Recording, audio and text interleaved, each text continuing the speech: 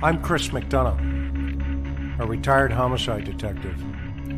I've interviewed thousands of people, from serial killers to ministers. Welcome to the interview room.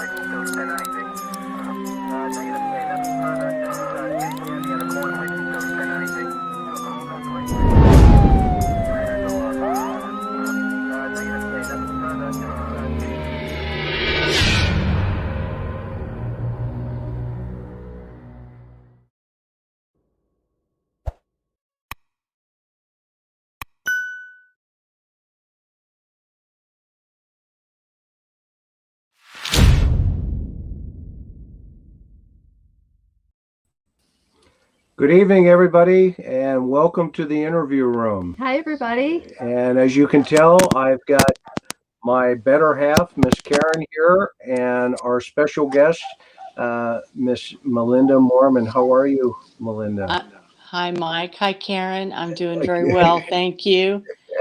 We are honored to have you here with us. You. We are so grateful that you could join us tonight. Thank you. Yeah, it's great to have you here now.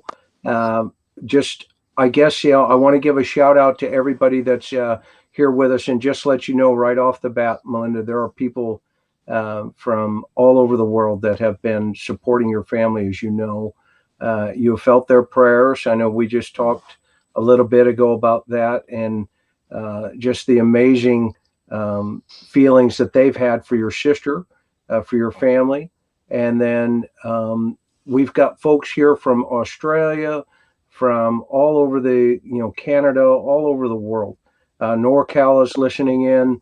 And I just want to thank, as we get along here, the first folks I want to thank are all of our mods who keep this chat classy and then respectful, not only for Suzanne and her family's memory, but for the trial proceedings that are going to be, ahead of everybody and ahead of everyone. Our mods do a fantastic job, and we can't do this without you. So thank you all so much. And we're grateful to have everybody here with us tonight. Yeah, definitely. So, Melinda, I guess, big things have been happening for your family, obviously. How are you guys holding up? How are you holding up? Well, thank you, Karen and Chris, for having me tonight. We're holding up well. We're holding up well. It's been a long year. We're learning to be very patient and living life one day at a time. We're doing well. We recently were able to have my dad's celebration of life on Saturday in Alexandria, Indiana, and finally have some closure there, and also to have a lot of wonderful friends and relatives come for his celebration. And it was just really a beautiful day and something we needed as a family. We needed that love and support, and we had so many people that embraced us, and it really strengthened us as a family. So it's good, and we're moving forward. We're doing well. Okay. Your dad's is a pretty special person. And when we went by to see Andy at the root beer stand, I think I scarfed down a lot of hot dogs, and he turns to me and he goes, "You know what you're going to do at 2:00 in the morning?" And I said, I have no idea, Andy. He goes, "You're going to want another hot dog." And I thought, you know what? That's about right. And then he says, "Here's a root beer." So we tried Gene's root beer, and I'll tell you, we loved it. It was so great. Everybody was good, so welcoming and friendly, and the food was fantastic. The food was amazing. It was amazing. It was off the hook. So it is. And you had a lot of family members, obviously, that came in to celebrate your dad. Yes, And those who are yeah, left, my dad being 87, he's kind of the last man standing. A lot of his friends are certainly had passed, and my dad yeah, beat the odds. We didn't believe he could do it, but he did. And so a lot of his cousins and family members were there. So yeah, a lot of friends. My dad made friends wherever he went. He loved people. My dad loved people. I said yeah, at his graveside, my dad was an only child, so he made the whole world his family. That's sure. how he saw life. And if you met my dad, he was your friend, and you knew it. He took you into his heart. And so people never forgot Gene Moorman. Once they met him, it was pretty much ingrained on who he was. So yeah, so we celebrated. We really did. We had great laughs, told stories about my dad, and my nephew Christopher gave the most awesome eulogy, and spot on about my dad. It was classic, just classic Gene Moorman, and we had some great laughs. So it was Good. good. Yeah. That's great. And after this last year, that was obviously that's just such a time to decompress, regroup, kind of think about where everybody's at, and then, kind of set the stage going forward, with all of this tragedy. And me, one of the things I like to always remind folks, and I know your heart because I've watched you over the last year, behind the scenes and with such a class act your whole family has been.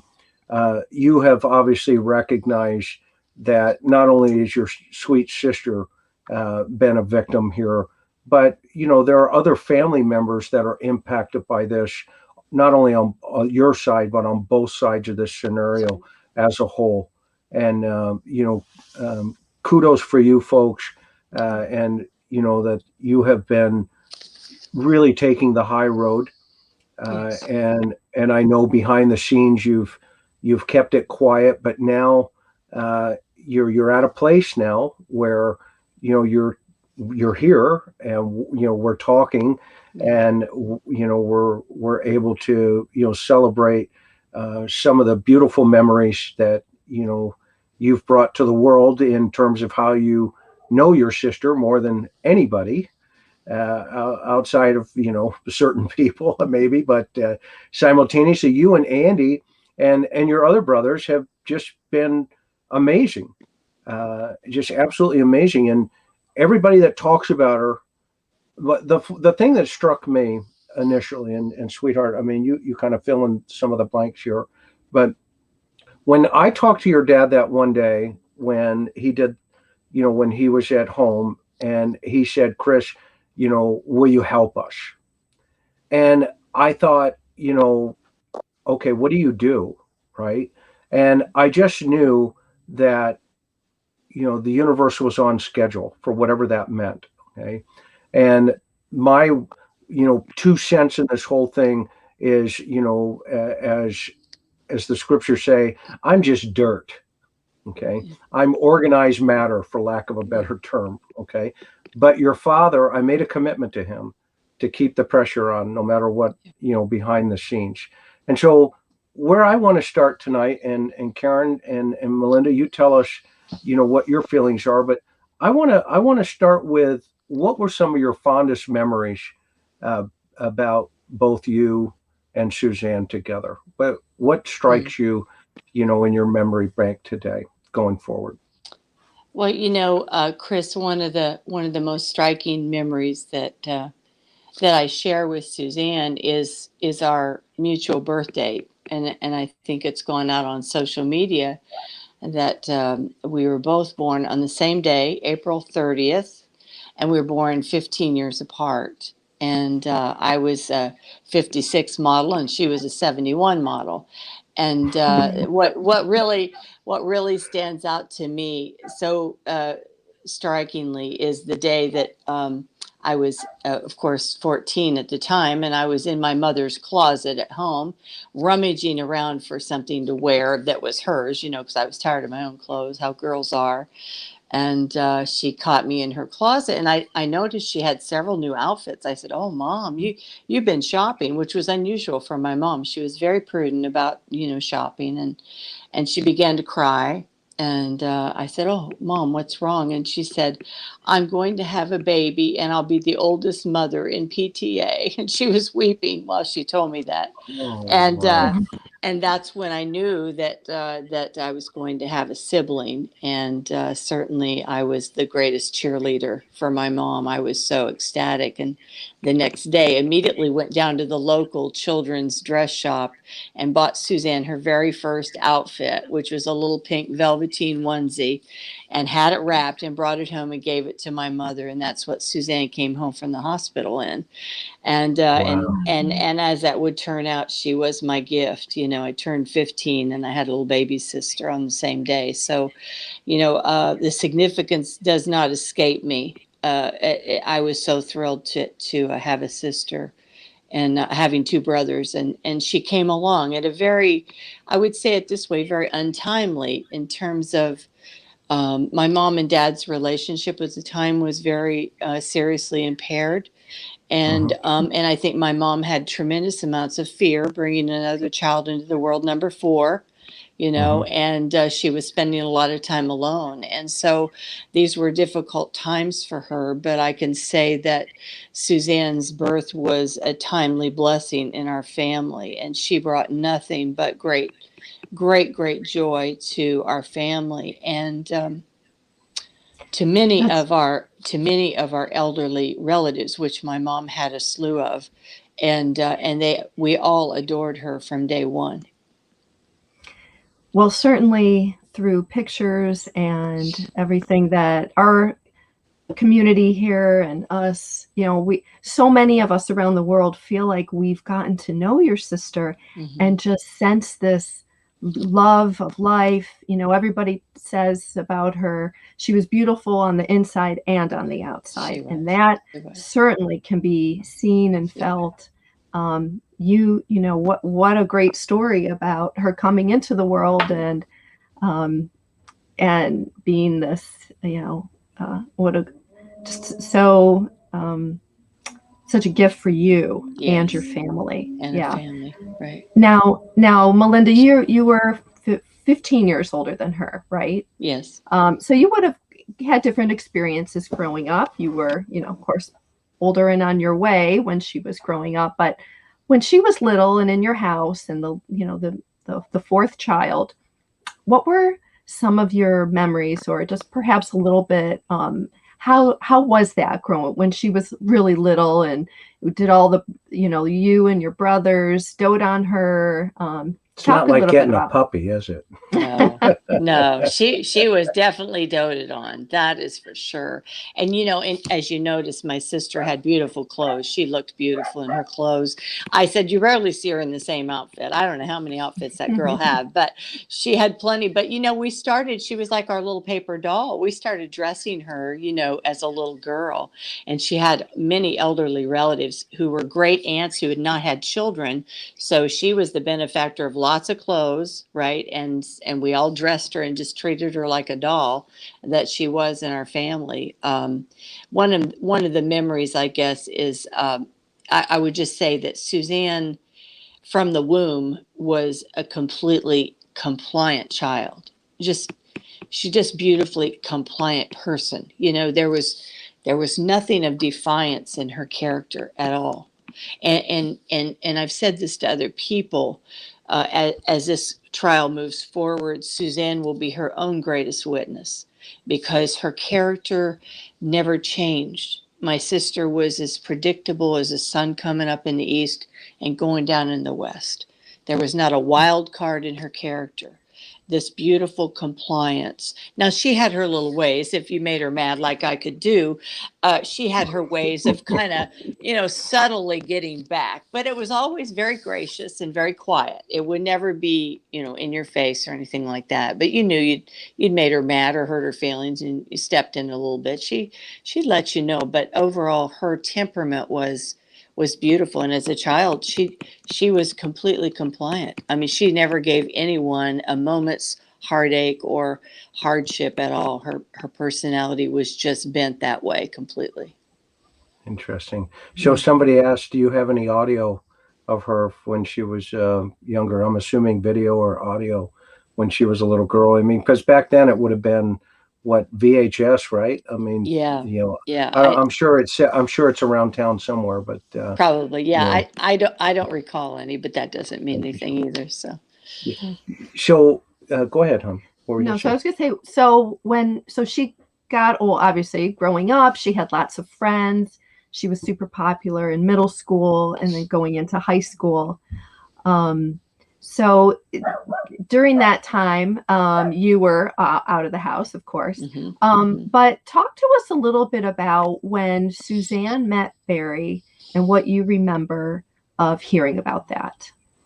Yeah, and what I heard about it, because at the time, again, I had left home and started my own adult life. But what I understand is that Barry and Suzanne met. My parents built a home on the golf course called Yule Estates, Fairway Estates, and it's right in the middle of a golf course there in Alexandria. And it was a new subdivision, and they bought the first lot there, so they built a home. And Suzanne met Barry. He worked for the golf course, and as I understand, his job was to take one of the carts and he checked the sprinklers at night, checked all the sprinkler heads to make sure everything was in good working order. And I think I find my memory serves me, Suzanne would have been about a junior in high school. Of course, Barry, being older, had already graduated from high school, but he would pick her up in his golf cart, and they would check the sprinklers together on the golf course. And so that's how their dating really started. And yeah, so I was on the golf course. Yeah, you know what's interesting, when we actually went to your childhood home. I mean, where she was smitten by him on the third tee, and it's interesting. One of the letters that she wrote to him that was put out. Obviously, she talks about the first time they met, and she remembered being with him on the third tee. And that's the Yule golf course, if I remember right, or Yule, something like that. yes, yes, Yeah, yeah, yes, Yule golf and course. how she was kind of head over heels for him for a little bit Yeah. there. Well, Um, he was somebody to be head over heels with. I don't know if you've seen pictures of Barry, but he was a very handsome Tom Cruise kind of guy, and uh-huh. he was the catch in Alexandria. Star Okay. athlete and extremely great work ethic. Barry's always been a hard worker, a wonderful provider for my sister and her girls. And his mother as well. And so those are things that need to be mentioned, because they are absolutely true. And so I think my sister certainly was attracted to that. He was a Sure. very he was a very handsome guy. He had it all together, and a nice car and perfect hair. We like that hair. And Yep. and Gotta have hair. he was gotta have hair, and he was very athletic. And very popular. And yeah, and so they made a darling couple, that's for sure. Now, when their relationship started to blossom, were there any, when's the first time you remember meeting him, if you can remember, and first impressions? I truly cannot tell you the first time I met Barry. I'm sure it had to, well, again, I at that time had moved away from home. I did not live locally, so I really can't speak to that specifically. I mean, I certainly remember their wedding, but again, I had started my own family. I was married, Right. and lived away out of state. So again, my brother Andrew is the guy who probably has a little better handle on the timeline of all that. Tell us about the wedding. That was at Grace Baptist, right? Yes, Grace Baptist What do Church you in recall Anderson. about that? What do you recall about that day, if anything? Well, it was a very beautiful wedding. Suzanne and Barry were both people of faith, and strong faith at that. And Suzanne had started to attend church with Barry, as I recall. she was raised more to the Methodist persuasion there in Alexandria. My mom was a lifelong member of the United Methodist Church in Alexandria. But when Suzanne met Barry, it seemed that she took on more of his faith tradition, which was more, I would say, of a fundamentalist Baptist background. And that was what she chose to do. And so her wedding, I do remember she was kind of upset with me. I'll tell a little funny story, because these are the things that sisters get into, I guess. But I had come for the wedding, and my mother had said to me that she wasn't real pleased with the dress she'd chosen. She just didn't feel as comfortable in it. And I said, well, Mom, that's no problem. Let's just take it back and you get something that you like. And so we went to the dress shop, and I helped my mother, and she found a beautiful chiffon. It was just very elegant, kind of a peach color, but it was like a palazzo pant instead of a dress. And but it looked like a long gown when she wore it. My mom looked stunning in it. She loved that. So I said, Mom, wear what you're comfortable in. I was always telling her, yeah, Mom, I'm her cheerleader, And so she did. We got to the church, and Suzanne saw her in these palazzo pant kind of outfit. And she got mad at me because she thought I talked her out of wearing a dress to a fundamentalist Baptist wedding and wearing pants instead. And so I got thrown under the bus for that. But that was kind of a little standing joke. Don't tell your mother to wear something anyway. So that's just one of those little things sisters get into. But my mom liked what she was wearing. But there again, it reminded me that Suzanne had taken on a more legalistic, fundamentalist thinking, and had given up that liberty of, hey, it's okay to wear something beautiful, even if it is, pants. So that, to me, that was very important for me to remember. And I saw that change in Suzanne early on in her relationship with Barry, which I think plays into so much of their ongoing relationship over the years. Interesting. So you caught some of the control issues almost immediately. Yes. And what I remember about that day too, I will say Barry has two beautiful sisters, and they have beautiful voices, and they sang at the wedding a duet, and it was just beautiful girls. Well, now around this time was when Suzanne was first diagnosed with cancer. Do we have that right? Yes. In fact, I did a little math today, and it looks to me like she was a junior. Now, this would have been prior. She was married in 1994, August. She also graduated Purdue that same year in 94. She was diagnosed, as I recall, in about 92. She was a junior, I believe, at Purdue when the diagnosis of this lymphoma came to her. She was either a sophomore or junior, right in there, 91, 92 would have been. And at that time, she was right in full swing of college. And the diagnosis was an old age lymphoma, is what they called it. It was very, very unusual, very unusually not found in someone Suzanne's age. So there were a little bit of a conundrum on how to treat someone that young. She would have been 21 years old with an old age lymphoma, So I recall my dad wanted to get a second opinion. And so he drove her to Mayo's in his van, loaded her up and took her to Mayo's in Rochester, Minnesota to get a second diagnosis. And certainly they did confirm the diagnosis that it was an old age lymphoma. She came back to Indiana, and then they began the treatment for that lymphoma for Suzanne. So she would have started her chemotherapy about a junior in college, 21 years old. Do you remember from that time how she handled it? What her, certainly anybody's reaction to cancer would be, extremely upsetting. But what do you remember of how she handled it and things that she may have talked to you about at the time? Suzanne's faith and Barry's faith, for that matter, was very, very strong. They faced it with faith and trust in God. And that's how they got through it, one day at a time. I shared the other day that taking the chemo at 21 years old, they had told her that the the amount of chemo they would give her could render her sterile and unable to have children, infertile, I should say, and unable to have children, and that she could take precautionary measures and have some eggs frozen. And she and Barry, of course, were not married at that time, but were intending to get married. And they discussed it as a couple. They made that mutual decision to trust God and that they would not take those measures. And as it turned out, their faith was real and definitely came to fruition. As you see, Mallory and Macy, two beautiful girls. So I do recall that pretty strongly. That was a real concern for both of them at such a young age, so. Yeah. Wow. Mm-hmm.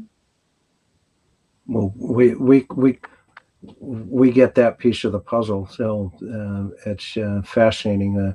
So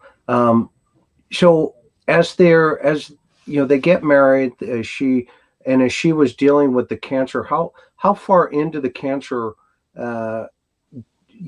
did she get, and then did it go into remission and then the wedding was set, or what's the sequence in that? Yeah, as I recall, as I said, it was about 1992, and she and Barry married in August of 94. So, it would have been maybe an 18-month to 2-year situation. Suzanne was very, very ill. As you've seen pictures of her, she was very, very petite, slight built, not an ounce of fat on her. And she was very, she wasn't, what do I want to say? I don't want to say delicate, but she's a very refined, build and small build. And the chemo was very, very hard on her, extremely hard on her. She was a very pure person. So those drugs hit her very hard. My mother at the time and my dad had divorced. So it was my mother and my sister in the home there on Fairway living together. And of course, Barry was there as well and would not have been, and was, on board and completely supportive of Suzanne through her chemo. And I recall my conversations with my mother more than anything, how grateful my mother was for Barry's support. And that he, during that time, he was he was a strength. He was a strength to Suzanne, but also to my mother. And I recall her saying that Suzanne got so sick. My mother thought she would die from the treatment, really. That's how sick she got.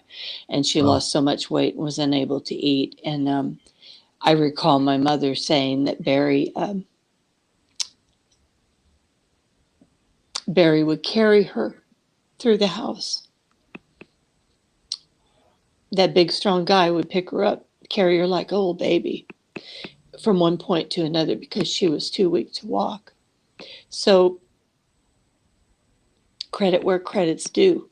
A lot of guys would have run the other way, but he did not. And in that regard, in my family, Barry Morphew became a hero.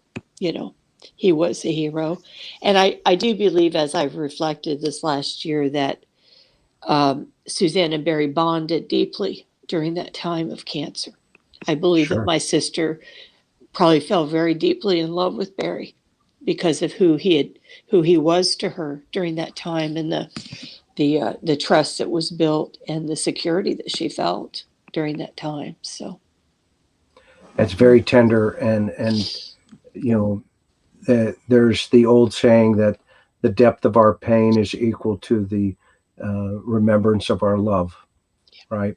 Beautiful. And how that kind of measures off, the early years of anybody's relationship. I mean, being obviously in my career, have seen and heard these stories, 1,000 times. And then there's always this other side that you say, what happened? Right. How did it go from, all of this to all of this, now where we are today, and sitting in Chaffee County Jail. And, where did what happened? Where did it go wrong? What happened? And so, and thank you for sharing that. It was very tender, and, we want to be sensitive, to you as well. And, we're we appreciate your your consideration of thinking your memories with about your sister at that time, and quite frankly, and about Barry. I mean, I just, Yes. um, he is who he is right now, and so we'll keep moving through that. So. Yeah. So let's kind of move forward a little bit, Melinda, if we can, about Mhm. walk us through. She was just every video I've ever seen of her, and I've only seen a couple, the one of her in the pizza place with all the girls, and all of that, the hot tub, and they're all just goofing off there, right? And but walk us through Suzanne's love of Indiana and that home where they built together with their girls. If walk us into like the holidays, and I'm assuming, and this is just an assumption, and correct me if I'm wrong. I'm assuming because we went to the house, Karen and I went to the house and saw that this was a beautiful, area, and then simultaneously I could only stand on the street and think about all of the amazing memories that were probably made in that residence. And unpack some of that for us, if about Suzanne and Barry in the early years, if you have any memories in relationship to that. Well, I know that Suzanne and Barry didn't just automatically build that big house. They lived in some darling rental farm properties in that area Yeah. for quite a few years, because Barry was a man who did not like debt. He just did not want to be in debt. And he was very clear from the beginning with Suzanne that when they built a place, he wanted to be able to pay for it. And so he worked very hard. And Barry was also a trapper and a hunter, and he excellent trapper. And I don't know. I'm going to guess that he probably put himself through Purdue University. Nobody did it for him. So he's a very hard worker that way. But they lived in some darling little farm properties, rentals, and the years that they were waiting to build. And once they did build that beautiful property there on Cal Carson, it's just stunning. It's so traditional. I remember my mom, of course, Suzanne relied on my mom because my mom had built a house, and they shared a lot of things. And Suzanne shared a lot of the same tastes as my mother, growing up as she did. So the place was just very traditional and just beautiful. And I'm down to the brick. I remember when they were trying to choose the brick, and just they really took their time. And it was and of course, Barry being the landscaper, it was landscaped just beautifully. It was like a paradise back there. And I know that they spent many, many lovely years back there in that. I know Suzanne loved that house. It was that there was a solitude to it, and a beauty all around it. The landscaping and the house itself. And it's funny because sometimes Barry would be gone. He would go hunting, maybe out west or whatever. And she'd be there with the girls. And I know my parents were always concerned that she was there by herself. And aren't you a little fearful of being, my dad wanted her to get a big dog, but Barry didn't want to have any dogs because of his wildlife situation and hunting. But I know my parents would have loved for her to have a big old German Shepherd out there or something. They did finally put in an electric gate. But Suzanne said she was never afraid out there. Other people were afraid for her, but she was never afraid to be out there with the girls in that house. She was so comfortable there. So yeah, that is way out there. It is. Yeah, we call that the boonies, right? It's way out The there in the boonies. boonies. Yeah. Surrounded by farmland, and yeah, of course. Yeah, cornfields and then beans in the off season. Yes. Has it always been like that? The cornfields and the beans always. That's Indiana. That's classic Indiana. Classic, yeah. Yeah, Wonderful. but I know that Barry and Suzanne did a lot of entertaining. They did some family entertaining, certainly at the holidays, but they often had they had a lot of fellowship dinners. A lot of people from their church enjoyed that property. They loved to go out and have a big bonfire and have hot dog roasts and marshmallows and kids. And they had a lot of many, many happy years there together with the girls. So, as you know, that's projecting itself right behind the scenes. Do you sense that? When did you first get a sense that things were kind of changing, potentially?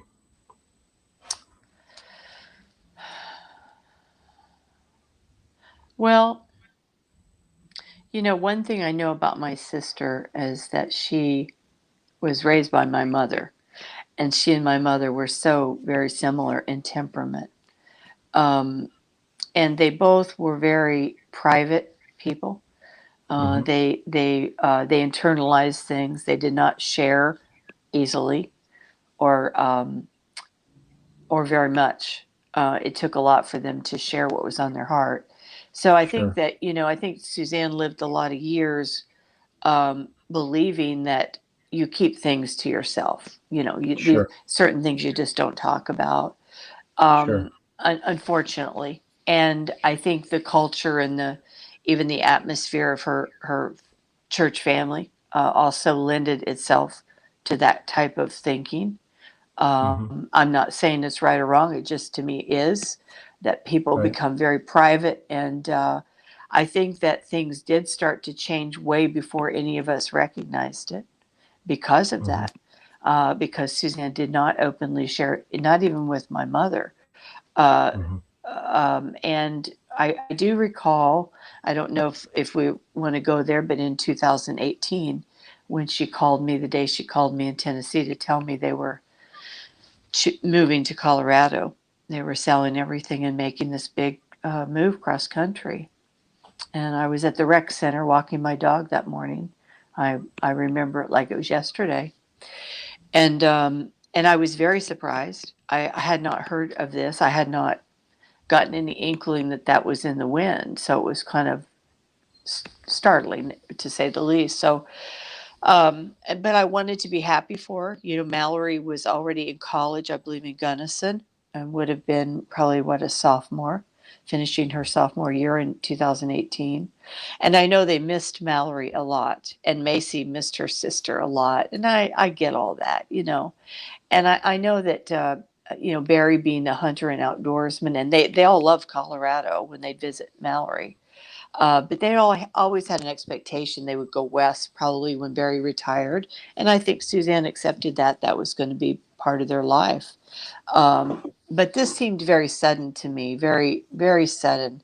And I do recall saying to her that I just thought it was so sudden. I said, I just don't understand. Macy was still in school. And she said, "Well, we love it. We miss Mallory, and we've always wanted. We need a change." And I said, "Well, I understand that, and I wanted to respect my sister's opinion to do as she wants. She's an adult, even though at times I think as her older sister, I should have treated her now in hindsight with a lot more respect and regard for her opinions instead of being the bossy older sister. I do have some regrets there. So, but we were starting a new relationship, building a little new foundation, and I tried to be excited for her. But on the same token, she did share with me something of a personal nature, some concern about her marriage to Barry, some suspicions she had, strong suspicions. And I cautioned her strongly as her sister that if there are problems in Indiana, there'll be problems in Colorado. You will just Yeah, take it with you. yeah. A And leopard doesn't lose its spots, right? exactly. And I do recall saying to her, think long and hard about this decision because I said to her, you're leaving your support system. You're leaving familiarity. Everything you know that you can fall back on, you're giving up to go there. And I felt a real check in my heart about it. I did. But on the other hand, I didn't want to rain on her parade. She was excited about it, and I've lived in Portland, Oregon for 19 years, and it's exciting to make a big move. It is exciting, a new adventure. And sometimes, I think in life we think we'll hit the reset button. It's like Right. hitting a big fat reset button and everything will just restart and we'll be good to go. And that's kind of the hopefulness I guess I felt from her that day. I did say to her cautionarily, I asked her if she would be willing to go talk to her elders at church. I said, you know, Suzanne, you've been a member there for many, many years. That's what they're there for guidance, spiritual guidance. And I said, would you consider doing that? And her reaction was, if Barry found out, he'd be furious. So that was the end of that discussion. So they went ahead and made that move in May of that year. And we'd had that, I believe that was about February. I'm thinking February of 2018, she and I'd had that conversation, and they went ahead and left in May. So I supported her, you know, as her sister. But I had my a little bit of deep concern. Sure. Yeah. Once they made the move out to Colorado, did Suzanne talk with you more about how their relationship, if things had gotten any better, if they were starting to potentially get worse at that point? Did she open up to you once they were there about their relationship? Unfortunately, no, she didn't. And again, no, unfortunately, she didn't. However, I do know that she was attending some recovery meetings, some Al-Anon meetings there in Soleil. I had encouraged her in Indiana to go that journey because she had struggled with some unforgiveness towards my dad. And so I guess it was 2016 or 17, she'd done some work there in Indiana, in Al-Anon, and told me she was going She was the youngest one. Yes, the baby. So she would be called the peacemaker. Oh, okay. Yeah. And in that program, typically the youngest take on the role of no conflict. Okay. Yeah. And they want to get in between everybody and tie all the pieces together so that everybody is in harmony with each other. And the Al-Anon program is an amazing program for folks to tie those pieces together. Yes. Yeah. So I didn't mean to interrupt, but okay. I apologize. But at the same time, I'm hearing what I'm learning and hearing here is her personality is just one of no guile. Right. She has no guile. Right. So with, folks like that and women like that, it's, they're the peacemakers. They want to fix everything. Don't worry, Melinda, I can fix it. I can keep it moving, and Barry, on the other side of this, part of, his makeup obviously is, the control mechanisms, evident of the fact that you're giving her counsel as her older sister. You're following your gut to say to her, look, go to the church, go talk to your pastors, and then really measure this.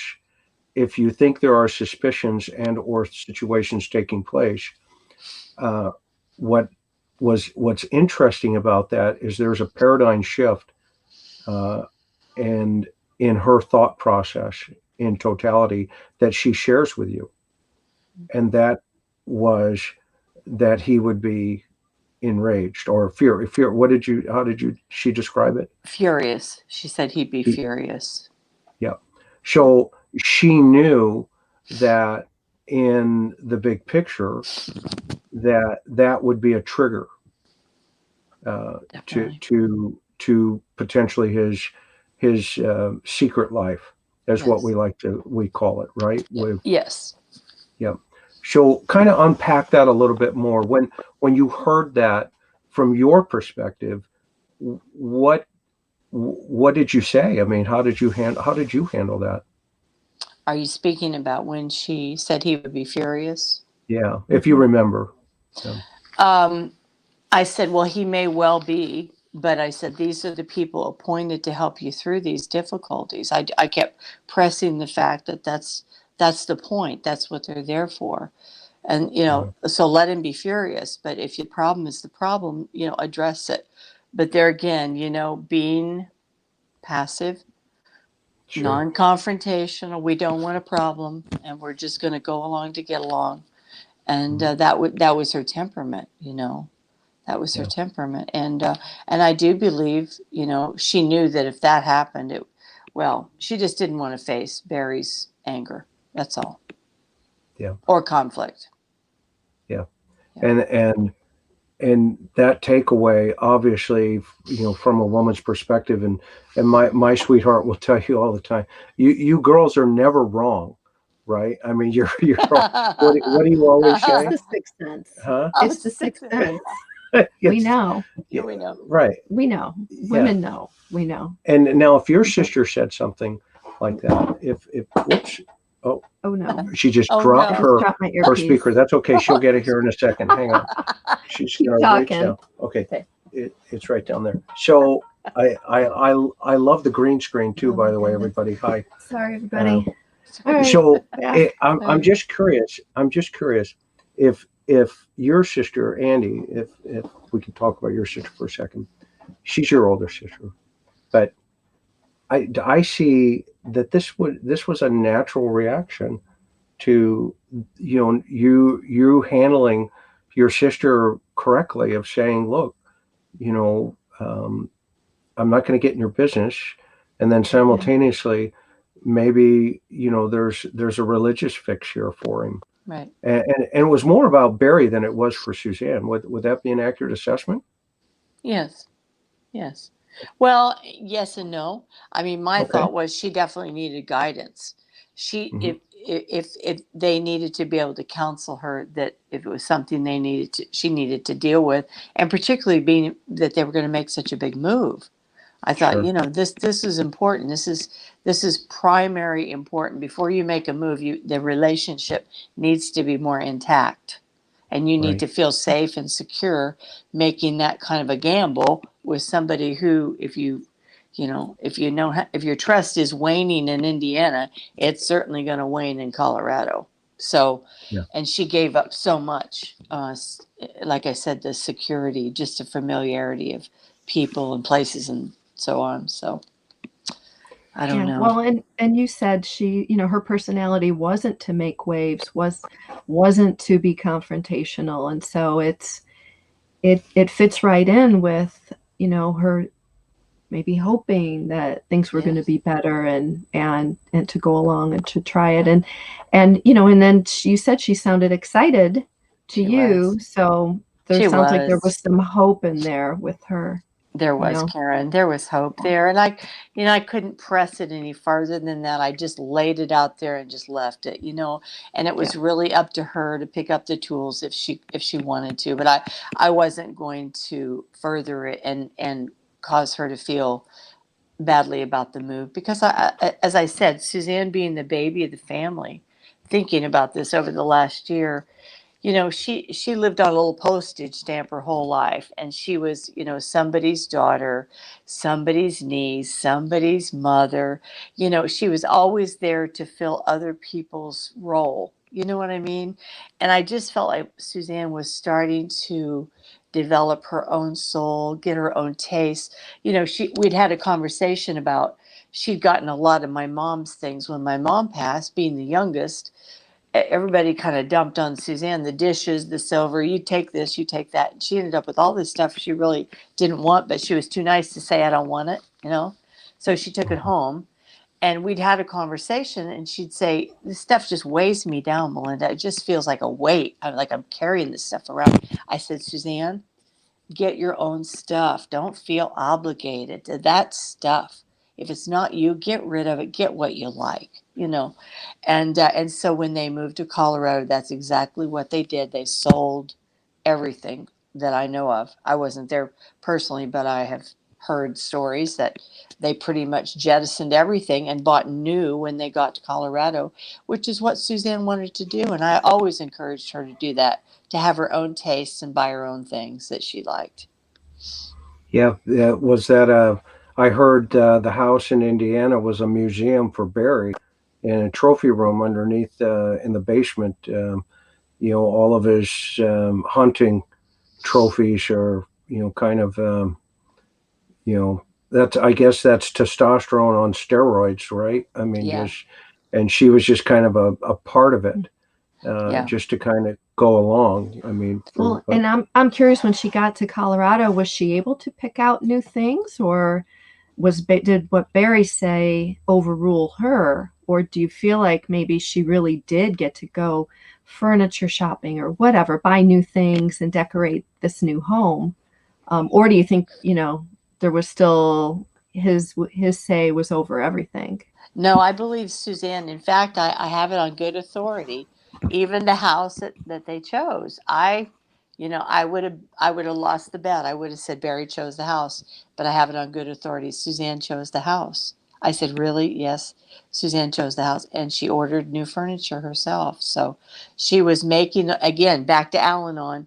Suzanne was doing some work of recovery, and she was starting to see who Suzanne really was, and sure, she was starting to make some good decisions that she wanted to make, not that somebody else was making for her.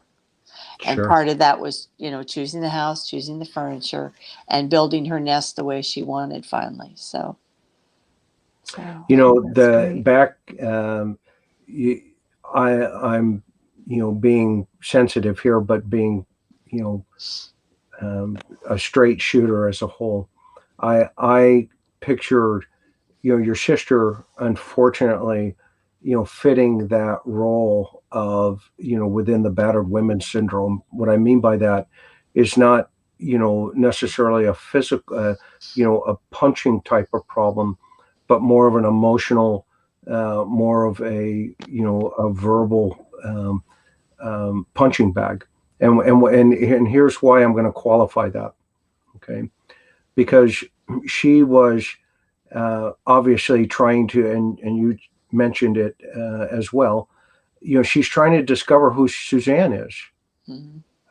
And here's a woman who has, gone through cancer, being told you won't have children, and then having the windows of heaven open and children come, and yet simultaneously living, a life of two personas, a public and a personal life, knowing that there was also a private life that was taking place, or a secret life that was taking place potentially within Barry.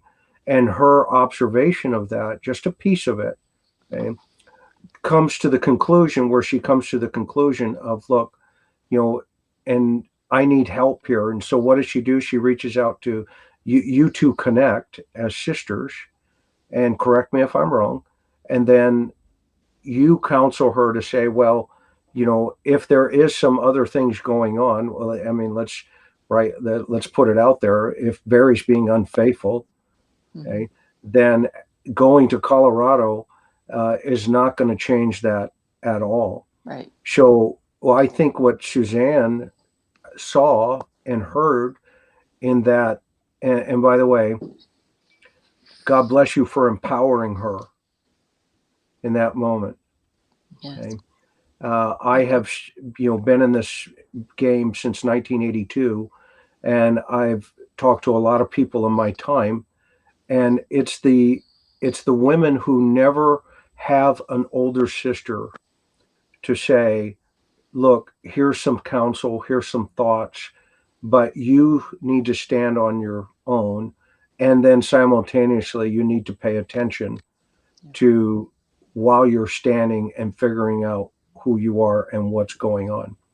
And I see your sister going to Colorado, and I also see some of the wheels coming off of the bus in Barrie at this time during the move.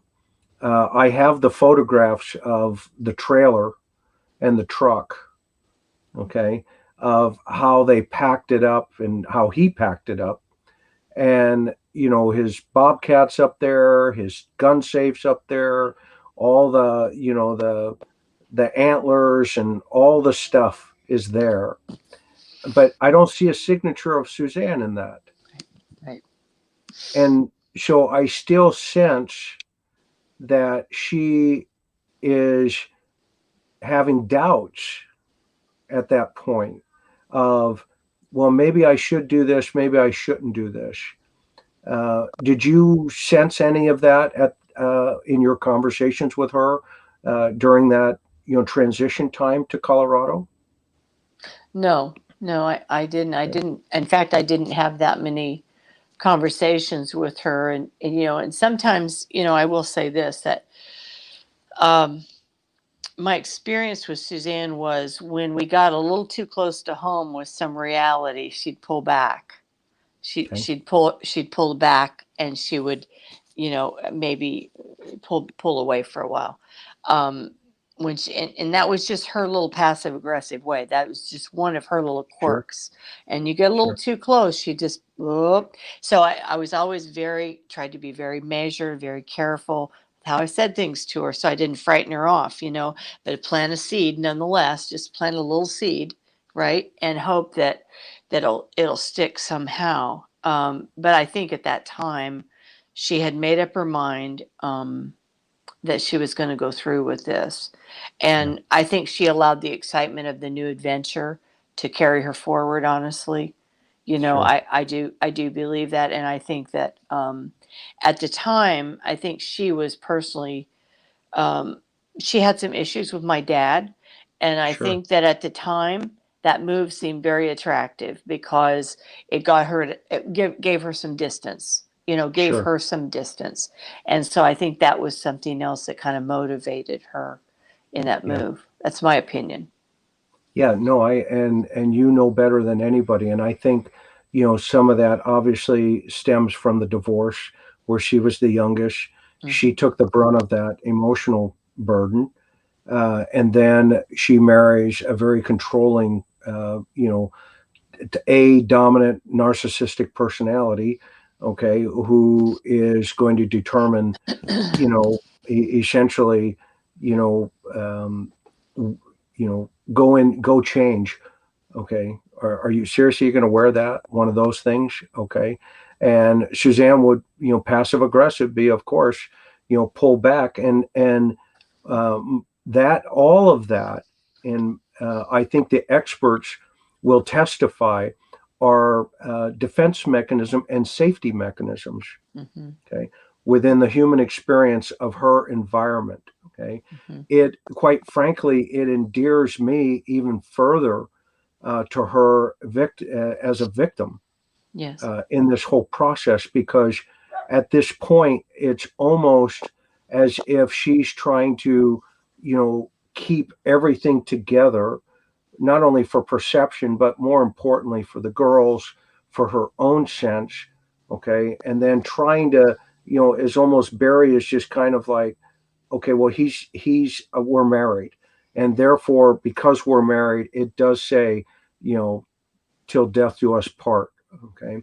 And I can see her sister buying into that and quite frankly, she did. She bought into it to the end, probably until there became a trigger point that she says, I just can't do this anymore. And which kind of leads me, what are your thoughts, honey? I mean, I don't want to. Yeah, no, I mean, I think we all agree. You can see a lot in hindsight, right? Exactly. And, I mean, Melinda's a loving sister, and, I'm sure as you've shared with us, you shared with her, but ultimately, Suzanne had to make her decisions, and, she certainly had a lot of love around her, a fabulous, wonderful, caring family. But yeah, if you hold stuff close to your chest, and you are very cautious to let people in, then they can't help as much as they would hope. So interesting. Yeah. So interesting. Then at this point, the Colorado moves is made, but now we have a second bout of cancer. Yes, we do. Another fight, an emotional fight, physical fight, spiritual fight, but this is singular to your sister. Yes. How does that unpack that? How does that unfold from what you recall? Well, again, I was just stunned when we had this initial conversation about the move, and then her diagnosis came shortly after that. That was stunning to me that she would consider leaving her medical professionals to during such a time as being, having cancer once again show its ugly head. But she was resolved. She was resolved that she could have treatments once she got to Colorado. There would be qualified doctors. And I know at the caution of my dad was very worried about them making this move at that time and not at least postponing it possibly until they could, get Suzanne the treatment and see her through and into remission again, So I wrote down, I did a little math on that, and it was Suzanne was in remission for 26 years from this old age lymphoma. She was 21 the first time, and then 47, it hit again. So it's a long stretch. That is a very long stretch to be cancer free. And I dare say that it has crossed my mind that the stress my sister lived under had a lot to do with this resurgence of cancer in her life. I don't think that she could live, she was she was very strong spiritually, but my sister was a very slight person and very sensitive, and I just couldn't help but believe that had a lot to do with it, living under that unpredictability and that, as I call it, the wild card, where you never know what tomorrow is going to be like, what card's going to flip up with the person you're living with, what they're going to want to do, insist on doing, and you're going to have to figure out how to get along with that. And I think under those conditions, Suzanne was under a lot of stress that she never shared with people very much. Did you talk with her much when she went through the second round of cancer and the treatment? And, if she talked about compare and contrasting it to the first time, 26 years prior, anything like that you remember?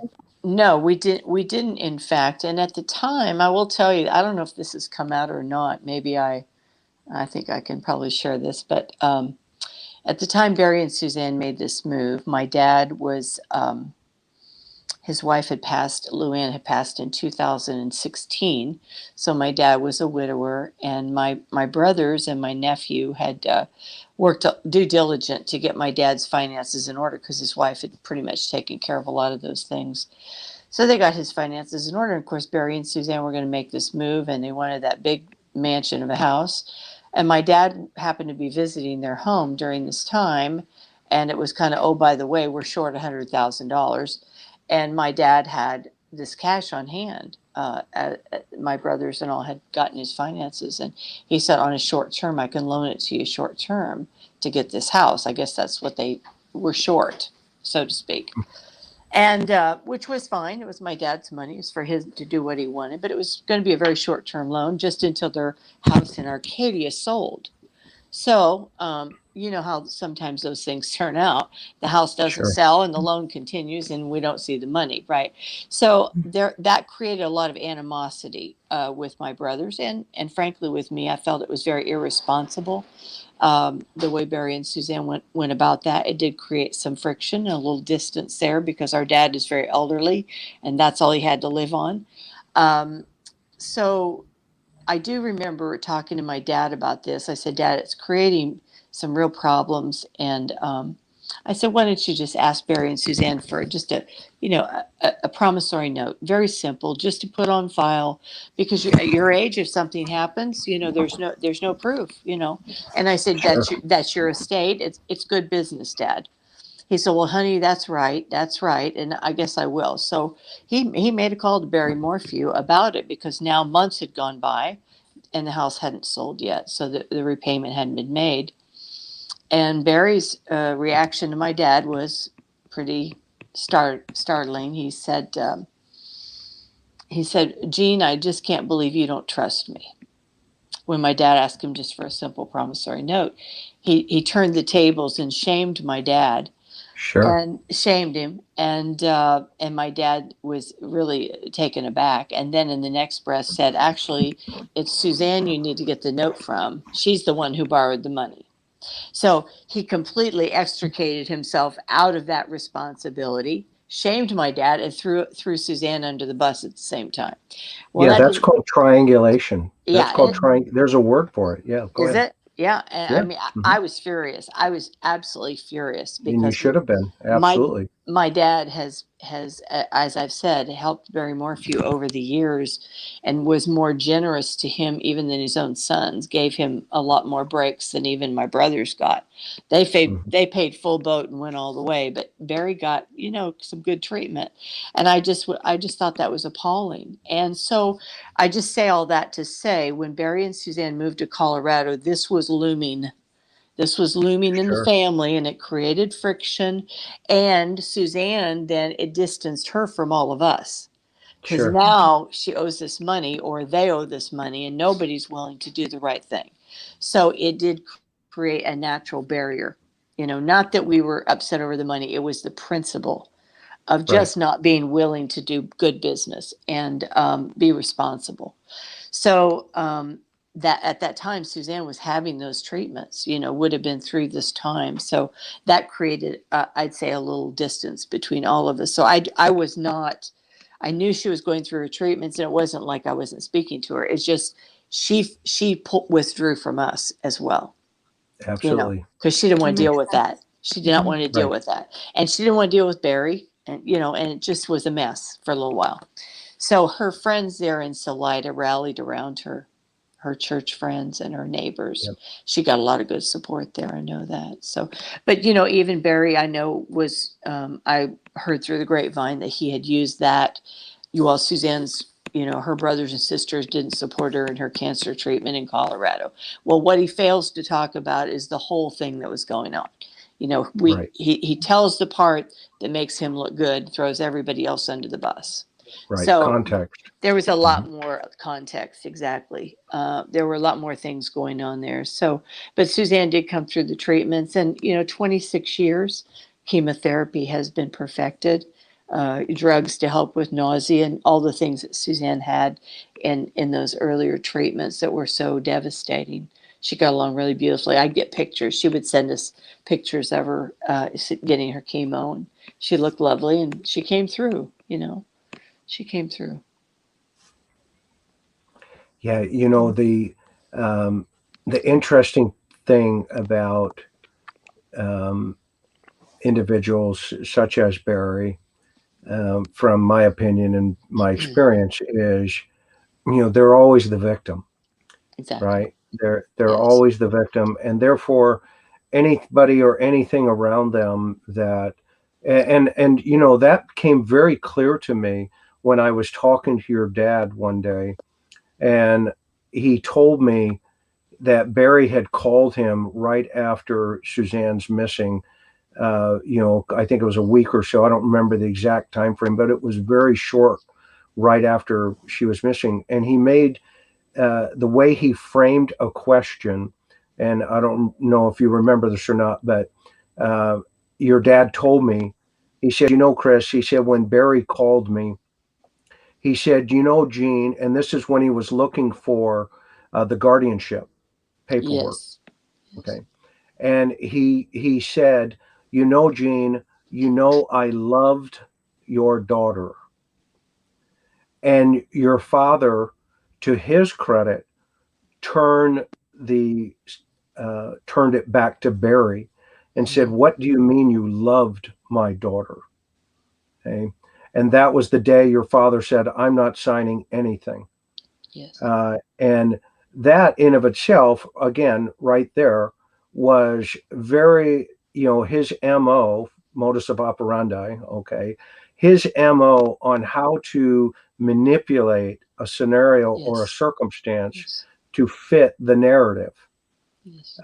And I don't think he anticipated YouTube or other, social media pieces of the puzzle that could potentially derail any type of narrative that he felt would, make him look like he was not, the triangulation here to to your dad as the example of that, right? Turning the pages on your family. And so these stressors are there at this point. She's going through chemotherapy. He's now, having discussions with your family and most definitely Suzanne about this $100,000 that he said that she borrowed when in fact it was a collective. And by the way, I know the other side of that story. I know he asked for the money. Okay, and so I know your sister, based on what I've understood, was also trying to keep the peace between him and that conversation, which quite frankly, if it was my family, I would have done the exact same thing and said to my brother-in-law, dude, you owe him the money, pay it. Okay. Right. And it just fits right into Suzanne's personality of kind of, she's got the cancer to deal with, she's got the girls to deal with. They're buying this house and he's not paying back what he said he would pay back. And so, there had to be some other things behind, as we'll say, behind the curtain that had to be going on. And just out of curiosity, what was your takeaway when he tried to turn that on your dad overall? I mean, how did your brothers and how did the rest of your family handle that? Because she's obviously now, quite frankly, she's thousands of miles away from everybody, and she had to be scared of him. Well, I honestly didn't put that together to specifically that at that time with those finances. I did encourage my older brother, who was really upset with Suzanne, and I said, well, sometimes we just we don't understand things. There is a thing of being ignorant, and there's nothing wrong when you don't know. You just don't know. And I said, why don't you write her a very informative email and just share with her what you're struggling with and what you hope she'll do, what you hope they will do to go forward from here, and just be transparent with her and help her to learn from this situation. Because I said, she's the baby of the family. I said, where is she going to learn this? If you need to step it up, David, and send her an email to help her see what needs to go forward. It's one thing to just know the problem, but let's get in the solution here. We need to get in the solution, and for Suzanne as well, because I knew it put her in a pressure cooker with Barry. Finances put her in a pressure cooker with Barry. So I think David did, after all, he did write her an email, and they were able to have a conversation. And it wasn't too long after that they saw their way to pay my dad in whole. And that was even before the property, before the house sold. They came up with the funds and repaid the loan. So I think they were doing payments. Yes, they'd agreed to do some payments, but they did get it all paid back to him. So that was a good thing. And I think Suzanne really was the one that pushed that with Barry. And I attribute that to probably her work in her Al-Anon work in Soleil. I think she took hold and did the right thing, in spite of the friction that it might have caused.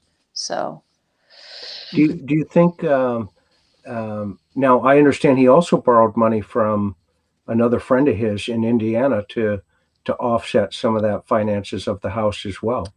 Yeah. Did he treat that individual the same way that he treated your dad? Do you know? I don't have any knowledge of that, Chris. I mean, I do. I have heard that he did borrow a significant amount of money from other people to buy the house, which I'm just like, who does that? I don't know.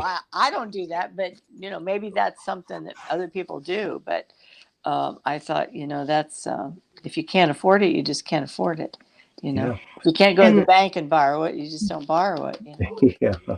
And that was interesting, Melinda, that you had the impression of how he was years prior of a guy who didn't want debt, who wanted to pay cash for everything or not buy it. So now years down the road, now you're seeing all, debt. You're seeing, borrowing money for a home that he couldn't afford. Clearly. Clearly. Yeah. Again, that's it.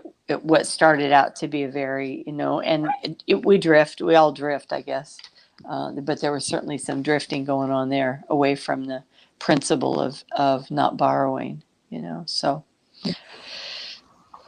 Was he pulling away further from your family? And do you sense in retrospect, looking back, that he was pulling Suzanne with him?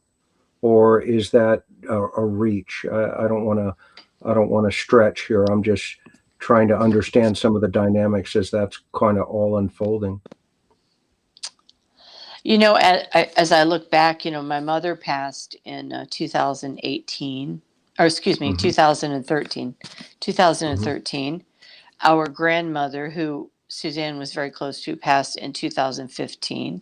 My dad's wife died in 2016. So we lost some, and Suzanne's stepfather, our stepfather, Dr. Fred, he died in 2012. So 2012, 2013, 2015, 2016, we had deaths of 4 very significant people in all of our lives, and particularly in Suzanne's life. Right. And so, I think that was having an effect. And I think that how should I say, they kind of guarded, they were a little bit of a standard bearer. And I think when that began to fall away, Barry and Suzanne's life, I started seeing a shift. I started seeing some compromises and some things that I hadn't seen before. I think that maybe freedom. I don't know. I think that had a big shift in Barry and Suzanne both, when people, the elders of our family, began to die. I think it really had an effect on them both. And Barry had this, fatalistic idea that he would die young, even as his father. One of his closest friends told me that his dad obviously died at a young age and was kind of an interesting character. But and I'm not going to go there this evening. But at the same time, I think it all plays into the dynamics of what's taking place here, where now they're going to make a transition into Colorado.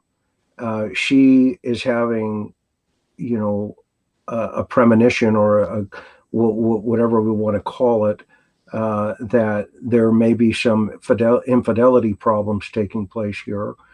She's got on top of that all of the deaths that you're experiencing here, and then simultaneously, now they're taking out a loan from your dad to buy this crazy house in Colorado, and with the anticipated hope that she can keep, all the glue in the ship, and keep all the shiplap together before all the leaks start coming in.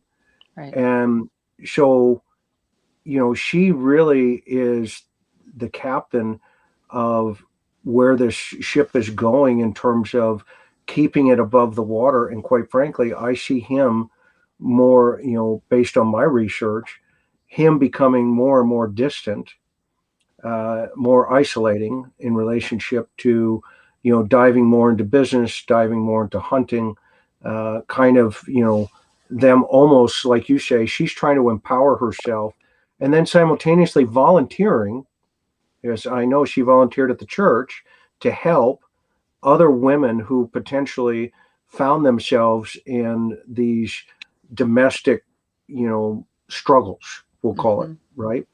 And so she's almost turning her life experience into counseling, because, she's been there, done that. And which goes, again, I love your sister even more tonight, because that goes into this idea that really this was a perfect storm for Barry, and to find the place that we find ourselves in today. And your sister really is a victim. Yes. A real victim. She is. And we can't change what's taken place, obviously, and that will come out in time in trial. But I have to ask you, I know she must have been in communication with you towards the the weaning, the between the ninth there, or up to the ninth or the 10th or whatever. Yes.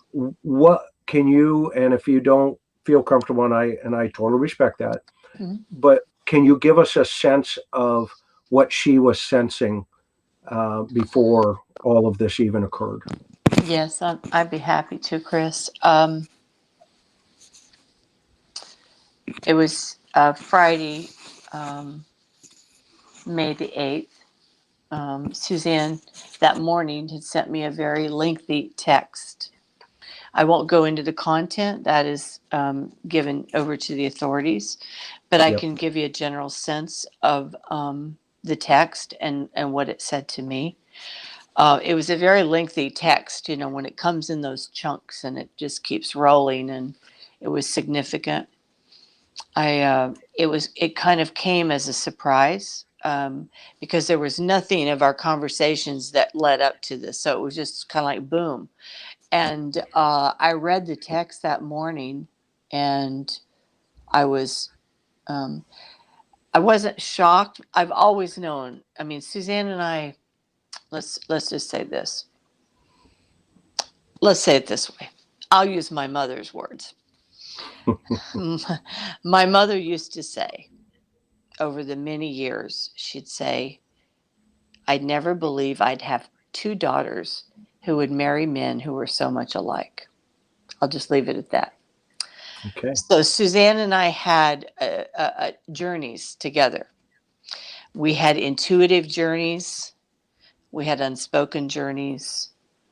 We identified a lot. That morning, I got this text, and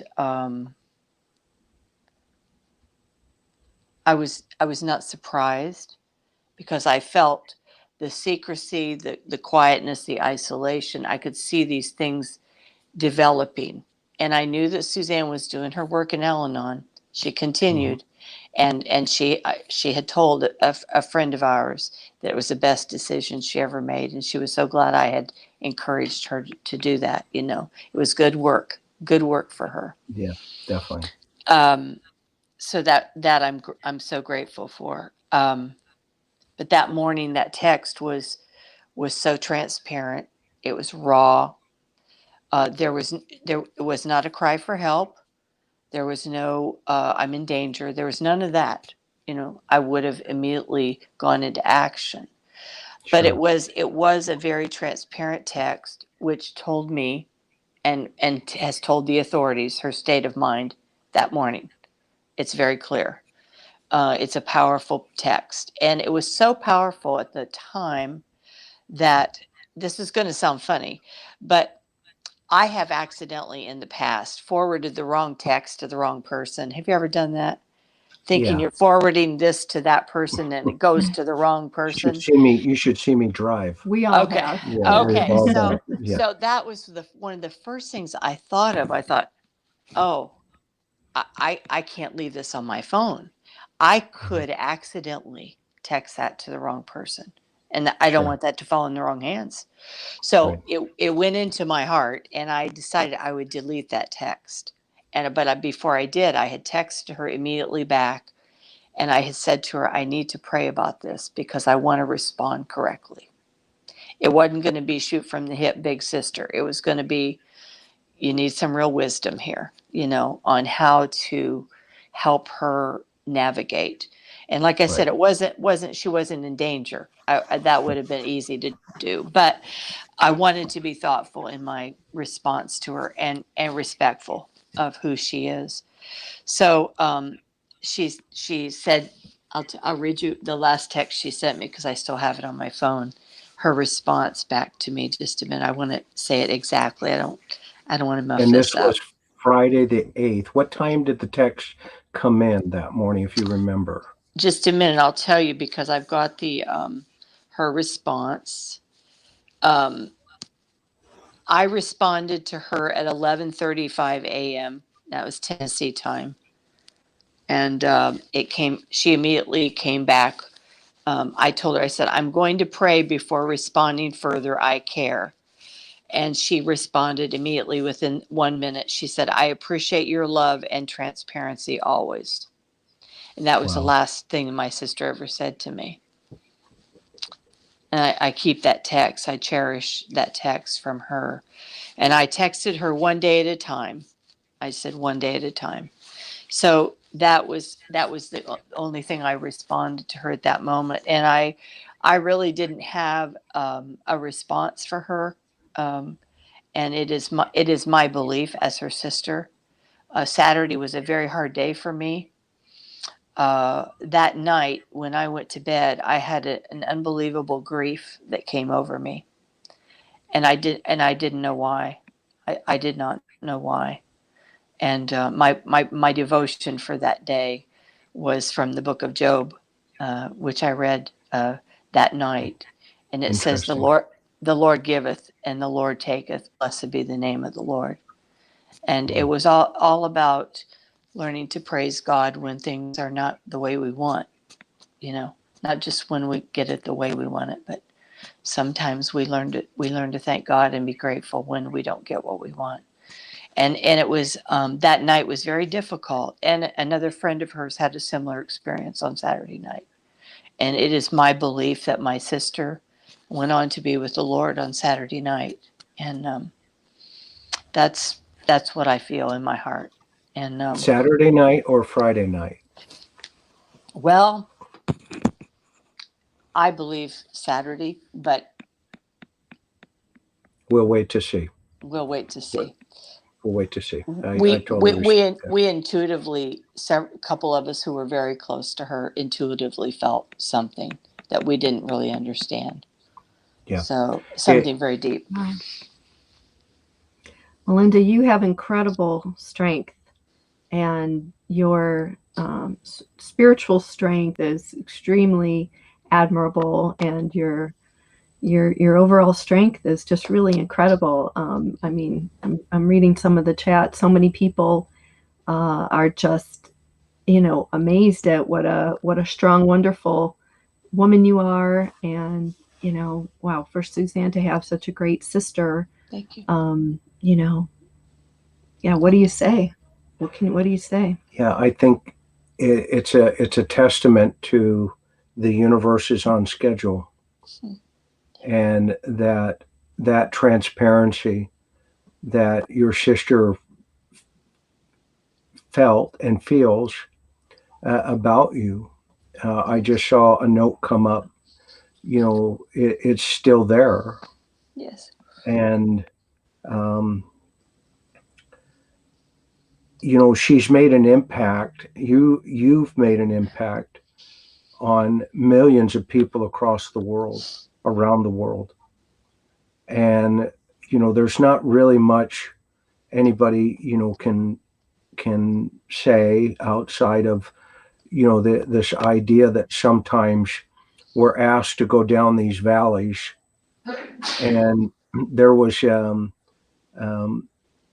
years ago in our own journey of life, there would have been different experiences, but sometimes you're asked to push rocks, and you push and you push, and then at some point you pray and ask for help, and you get an answer, and that answer is, let me see your back. And you turn around and you're chiseled from all that pushing.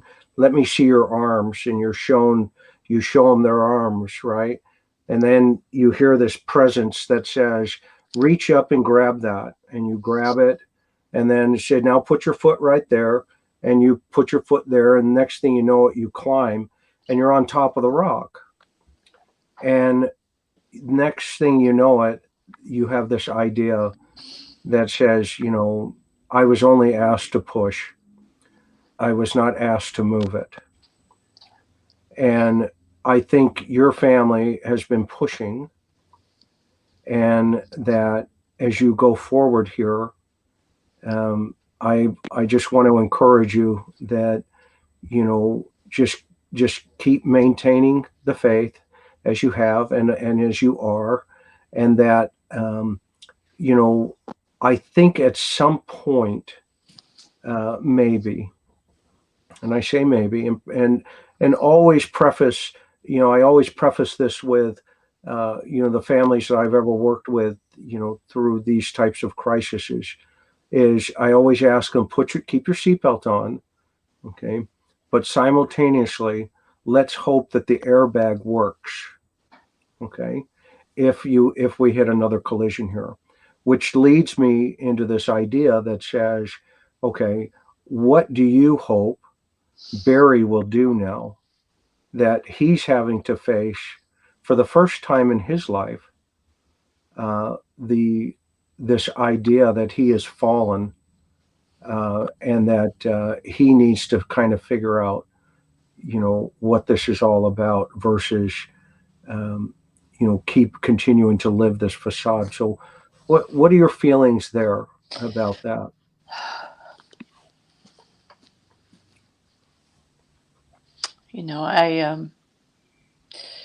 I have some very unusual feelings about Barry Morphew these days. I hold no hatred and I have no malice towards Barry in my heart. I've done business with my God and forgiven Barry for what I perceive he did, and I live that way because I want to be free. Sure. My sister was taken, and there's no more that's going to be taken from me if I have anything to say about that. I remember when this first happened. I have a beautiful picture at home of Barry with a turkey that he shot in Tennessee on a visit to our home. Beautiful turkey, the feathers all spread out as they are. They're so beautiful. And Mallory and Macy are just little girls, maybe 4 and 6, 7, 8. And they're on either side of their dad in the front of our yard, and the background is a beautiful lake and the mountains. And those little girls, Macy's got her little leg kicked up and her arm around her dad, and both girls are embracing him. When this first happened, I just felt God saying, "Put that on your refrigerator, Melinda. Put that on your refrigerator." So I got that little picture and I put it on my refrigerator. And I said, "This is what I choose to remember. I choose to remember a Barry Morphew whose daughters love him and adore him. My sister loved him. She loved Barry Morphew. She was deeply committed to her marriage and her 2 daughters. There's no one more committed than Suzanne was. She was becoming weary of the challenges that were not changing in her marriage. I know that. She was becoming weary. I believe that Suzanne was not wanting to destroy her marriage, but I believe she was becoming very weary of the challenges that she kept facing that weren't changing. And there was no change in Barry Morphew. And my sister, I think, was coming to terms with the fact that she was growing, she was getting stronger in her faith, and that her life might have taken a different turn, which would have provided her, I think, a lot more serenity and peace and freedom, and the ability to be honest. Yeah. My sister wanted that transparency that she saw. She wanted to be transparent with her life, with God, with herself, and with other people. That's what she wanted. There's a great freedom in that. Unashamed. And I think that Suzanne hid a lot of things in order to protect Barry's doings. And I think she was very wary of that. I think she was very tired of that. And she wanted something different. She loved her girls. That would never change. Those girls are her heart and soul. Yeah. She loved Mallory and Macy. And I would say that Barry Morphew, for all the years he was married, sat across from the greatest gift he ever got. Yeah. And the greatest capacity to heal him sat right across the table from him every day. And unfortunately, he couldn't receive the gift. Yeah. Yeah, there's no question about it. And that is very, very eloquent how you've presented this tonight about her. And I see a question here about has Ellie recovered that text? The answer is yes. Yes. Yes. they have that text. Yes. Yeah, Yes. there are a couple programs out there that they can get, and then of course they can subpoena all the carriers. Yes. So, what you go ahead, hon? What do you think? No, I mean, Melinda, you just speak so beautifully for your sister. You know, I mean, just everything you just encapsulated for us, and you know, just you're a blessing for your family and for her. Yeah. Everybody is here tonight because they feel a connection and a love for your sister. Yes. And we just thank you. We're honored that you came on tonight and would share this, and your strength and speaking for Suzanne is a ray of sunshine in this whole ordeal. Thank you. I am humbled and honored to speak for my sister. Humbled and honored. What do you hope will come of this trial? Well, let me ask you this twofold. Are you braced for the trial? That's the first question. That's a big question. That is a real big question. You know, I told my fiance Joe the other day, I said, you know, in all honesty. Who's marrying up, by the way? He's marrying away. Joe, if you're listening, Joe, if you're listening, buddy, you hear this? He's here somewhere. You can tell him after we get off the air. You can remind him once again. I think I'm marrying up, frankly. We're both marrying up. So there we go. Yeah. We're both happy. Yeah, we both. Yeah, it's divinely inspired, and we're thrilled. But I forgot where I was now. You talk about Joe. See, I'm out here. I'm sorry. So be careful. Okay. Yep. So are you bracing yourself for the upcoming trial? Yeah. Yes and no. I think that they're speaking for Suzanne is for me very healing. It's been a long year of waiting with COVID, and I call it being shut in with God and COVID, and waiting and waiting and waiting. And I've gotten some wonderful guidance from friends who have encouraged me to stay the course, stay quiet, stay under the radar until such a time. And now the time has come, as I have been told it would, and now it's time to speak. But as to the trial, I make a very strong distinction. And as I said, you know, this has been a year in the making. I believe that the full weight of the law is coming against Barry Morphew. The authorities, the God-appointed authorities, are coming against Barry Morphew. That is their job. God designed their job. That's their job. That's not my job. I'm Suzanne's sister. I'm not appointed to bring justice, but I am appointed to speak for my sister, that justice might be served a little better for her. That's my job. So I make a clear distinction in my own mind because I enjoy sleeping at night. And I leave the law to the law, okay? Yep. And I get to be a sister because I know how to do that. And I know how to speak for my sister. So I trust, and from the very beginning, Sheriff John Speasy, the FBI agents, CBI, have done nothing but just do exactly what they said. And they have pursued justice for my sister in the investigation. They've taken a lot of heat. They've been thrown under a lot of buses. And so be it. They expect it's part of their job. But that's what they do. And they're given that position. So as far as the trial goes, some ways I dread it. I dread the thought of having to even read anything. And I don't want to be an ostrich. I'm not going to put my head in the sand. But conversely, I'm not going to live there either. This will not bring my sister back. So for me, it is to speak and empower other women It is to encourage women. If there are many sisters out there that need to be having this conversation with their sister in their family tonight or tomorrow, as soon as you can.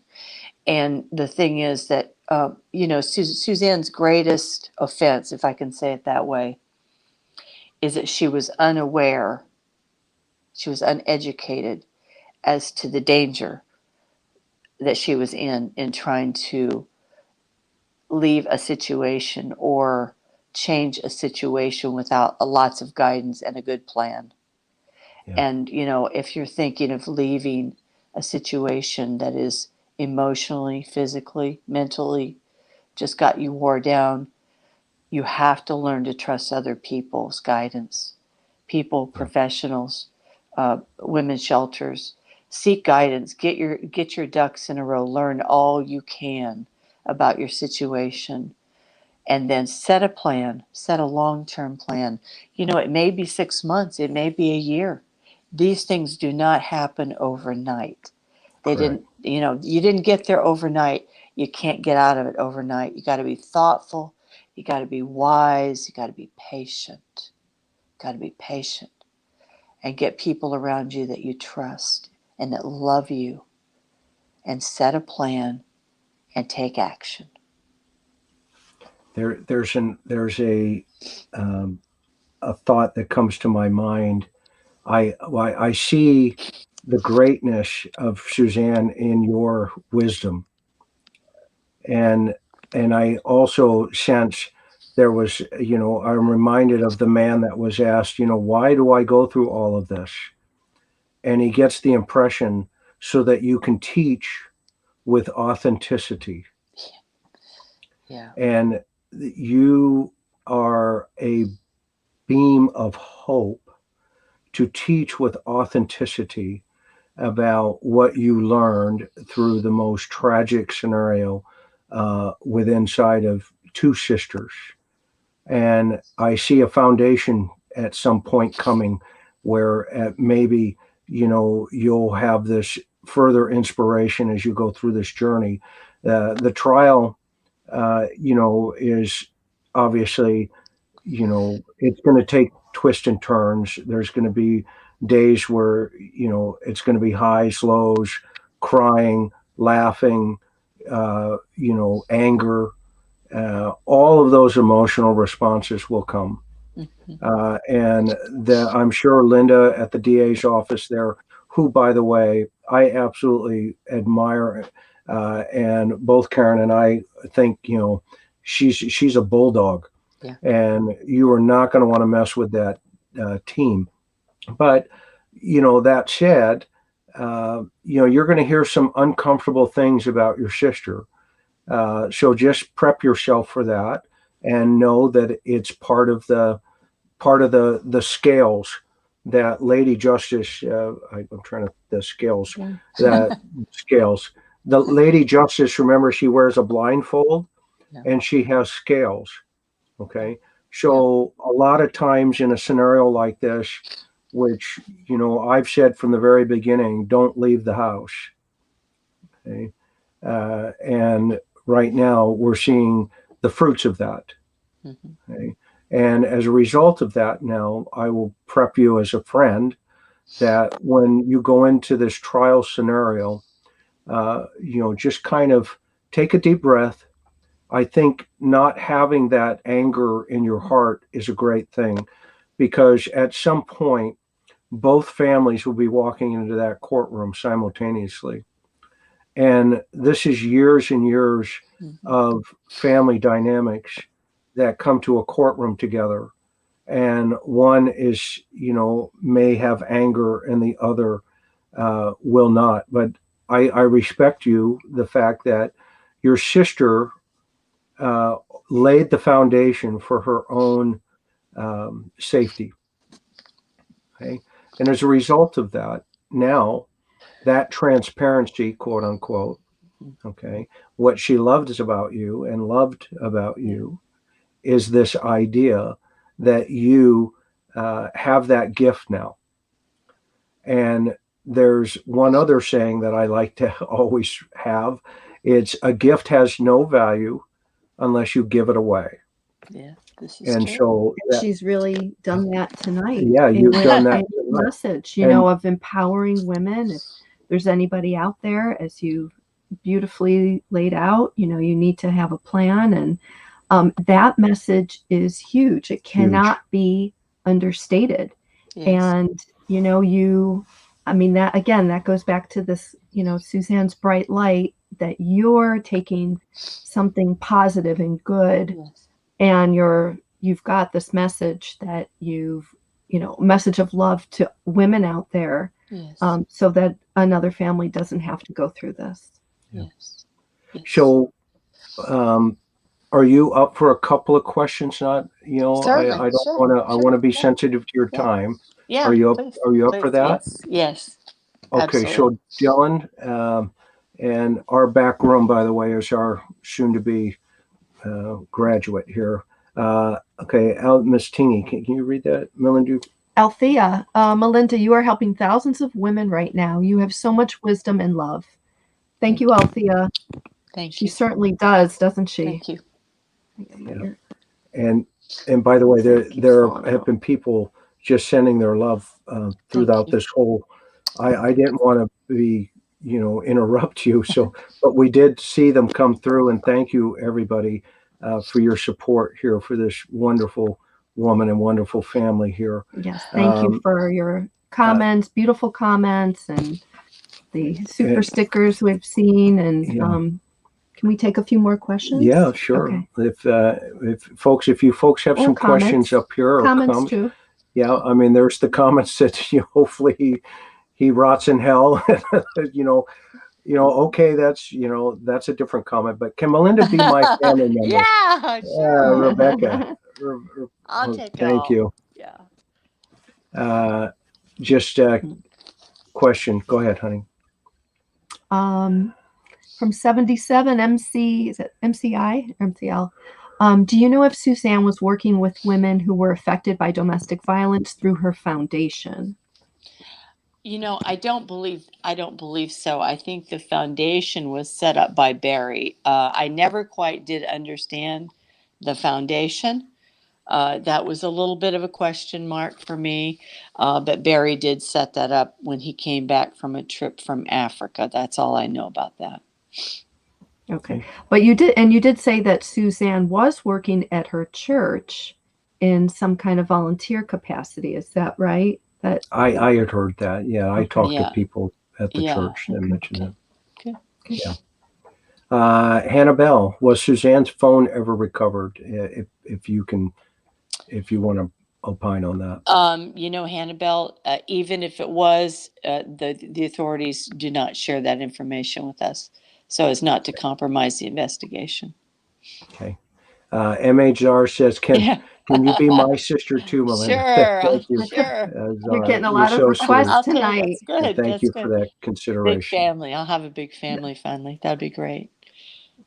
So this, Karen, you want? Karen McMillan, our Suzanne's girl speaking with you, Melinda. No, unfortunately not.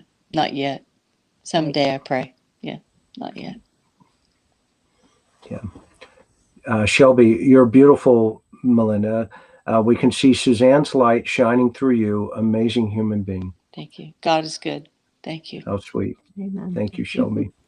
Barb Nauman, Melinda, how can we help you? Is there anything you need going forward to the trial? That's a great question. That's a great comment. Thank you, Barb. Wow. Very good. Thank you, Barb.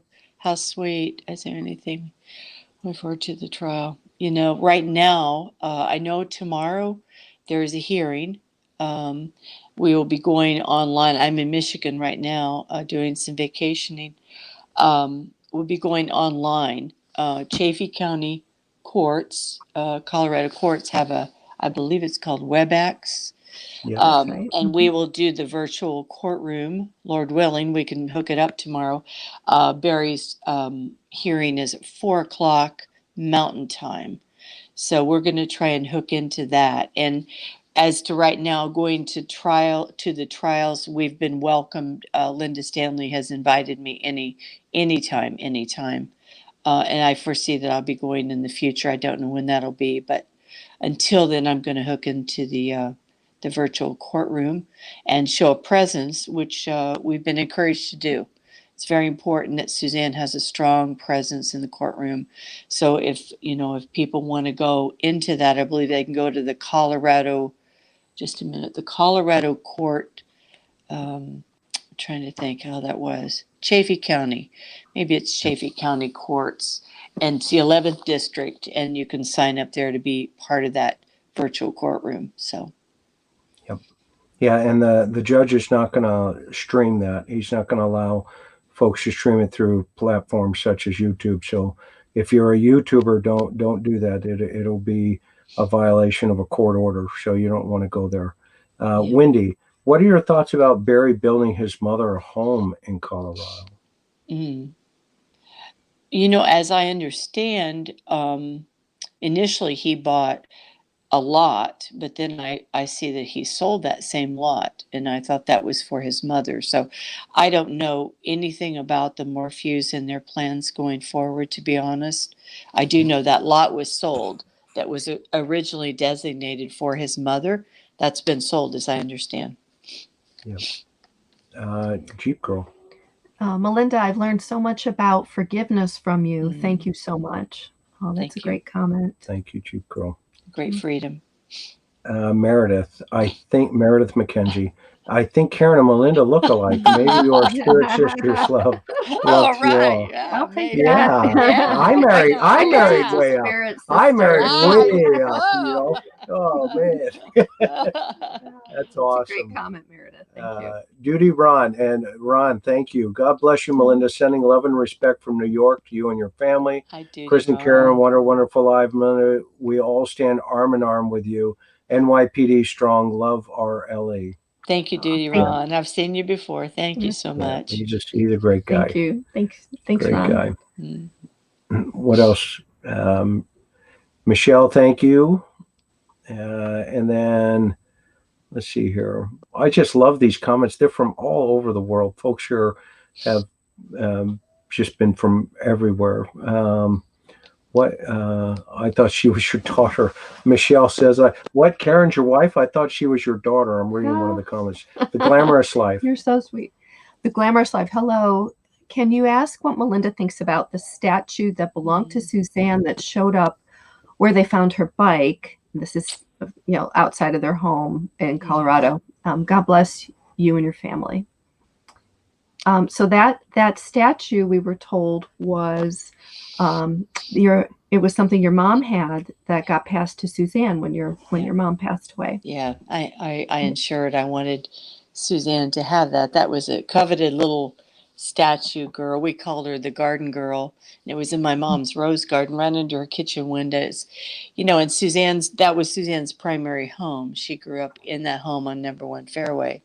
And when my mom passed, I said, Suzanne has to have the garden girl because she's got 2 girls too. And I loved it. I would have liked to have taken it, but I said, no, Suzanne needs it. She's lived there the longest. And when I saw the garden girl statue, it was very powerful for me because I wanted Suzanne to have that statue. And it signifies Suzanne to me. It signifies my mom's love for Suzanne. It just has a lot of cherished memories for me. That little garden girl statue. I'm very partial to that little thing. So it was a strange feeling to see it. It really was. But can we try to get that statue back to you? Because I think it's just sitting there where the bicycle was, and I don't know who put it there or how it got there personally. But I don't know. I mean, so I'm just going to go out on a limb here, and forgive me, Melinda, up front. But if there's a way to get that statue back to your family, I think that would be pretty significant. And go ahead. I would welcome that very much. So if you're in Salida and you're watching, please send me an email that you have the statue, and we will pay to get that thing shipped over to Tennessee, where it belongs currently right now. Or if, quite frankly, if we get back through there, I'll go get it and I'll bring it to you personally. So at some point, if you're there, folks, I know we got a lot of beautiful people here from Salida that love your sister, and that I know that how much that would mean to you and your mom and your sister. So we'll try to get that happen. Well, the investigators need it. I don't think the investigators are going to need that statue, and or they can go collect it, take a picture of it, and then give it back to Melinda. That's what I would do as a homicide investigator. Okay, Annie says. You are wonderful, Melinda, and so inspiring. Thank you. The whole world is behind you. Thank you. We really sense that. We sense that Yeah, here. I mean, there's just so much love out there from everybody. Certainly our wonderful The Interview Room community and YouTube, and just everybody who has read about your sister and been following this for a year. Thank you. My sister would be so humbled to know how many people love her. She would be so humbled. Yeah. Amazing. There was also a plate leaning up against the statue. Is the plate part of that statue as a whole? Thank you, Sophie. I'm not familiar with the plate. Okay. Yeah. Okay. Yeah, we were just there, and it was there, and it's down where the bicycle was, allegedly. And so somebody...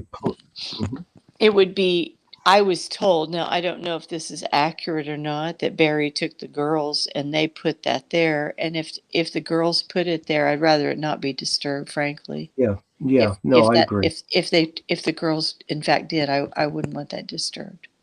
Okay, so check that, Salida. If there's a way to verify, well, and maybe this is an opportunity for Macy and Mallory to kind of maybe put that back into your hands. But we'll be sensitive to that. And sorry if I got ahead of myself. No, that's okay. It's a nice sentiment. Thank you.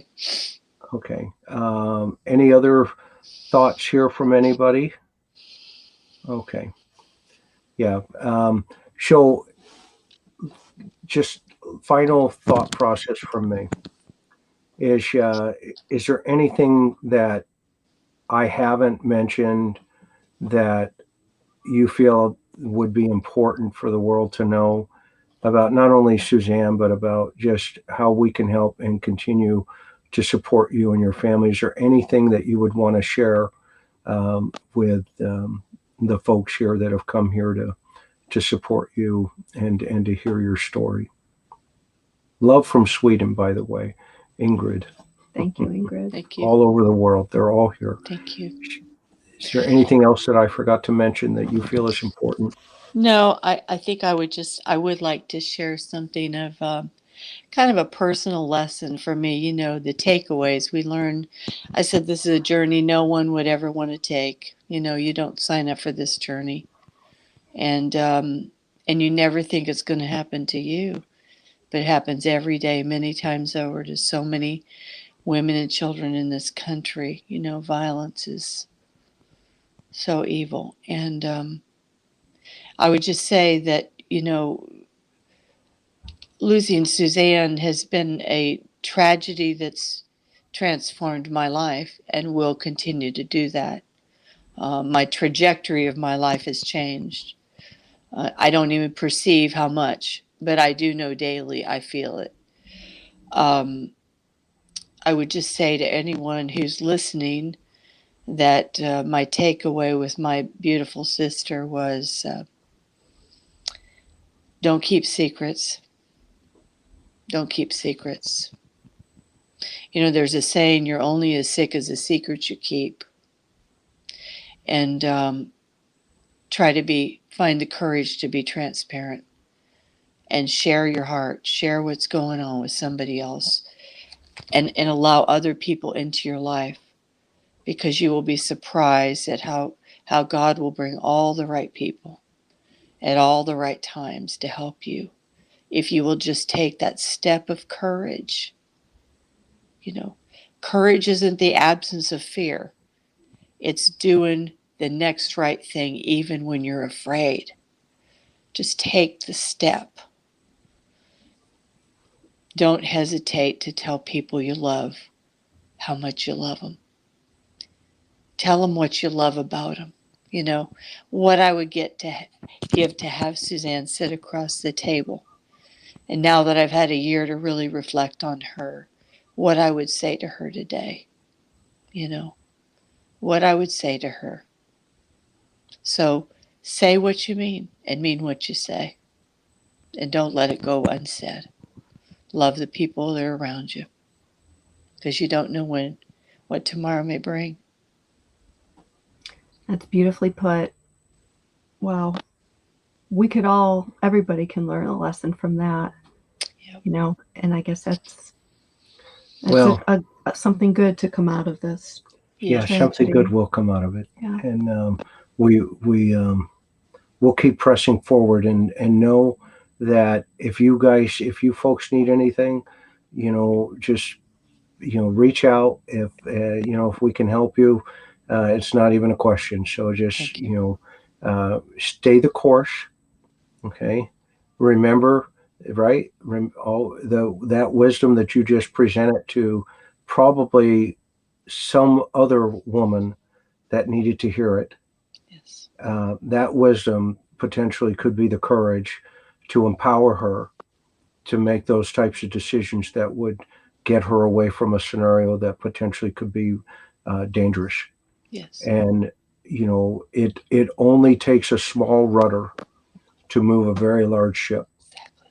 And you have moved that ship very effectively, not only on behalf of your sister, but quite frankly, I think you have a calling ahead of you that is going to be pretty amazing on how you're going to change a lot of lives through your sister and through, you know, the empowerment that she's given you through that transparency. So thank you for being here. Thank you. We are so blessed to get to know your family and to get to know you through this evening. And I hope I speak for all of the thousands of people that have been here this evening visiting with us. We're grateful for your time and for your courage. And we only wish you Godspeed and the best going forward here. But we're going to be right. We're going to be right here with you. Okay. Thank you, Chris. Thank you, Karen. Thank you, Melinda. Thank you so much. As they say, aloha and biakamai. Dillan, take us out. Thank you, Melinda. Thank you.